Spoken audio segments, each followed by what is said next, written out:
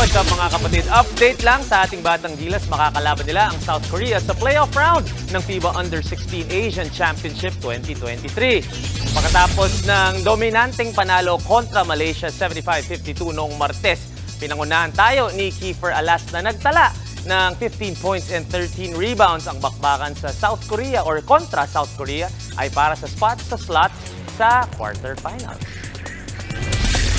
Sa volleyball naman tayo, for the first time in 49 years mga kapatid, nakasungkit ng panalo ang Philippine National Team natin sa Asian Games. Clean sweep ang ginawa nila kontra Afghanistan 25-23, 25-16 at 25-12. Nagpakitang gilas si Brian Bagunas with 16 points on 14 attacks. Magandang bounce back win ito para sa Pilipinas pagkatapos ma-sweep ng Indonesia sa kanilang opening match. Currently, 1-1 tayo at kailangan natin maisahan ang powerhouse Japan para maka-advance sa Final 12. Congrats sa ating volleyball national team at good luck sa laban ninyo kontra Japan. Nandito lang kami para sumuporta. Mga kapatid, Cheryl Cosip po, huwag maging huli at maging una sa lahat para sa tuloy-tuloy na balitaan at karagdagang impormasyon sa mga napapanahong issue ng lipunan.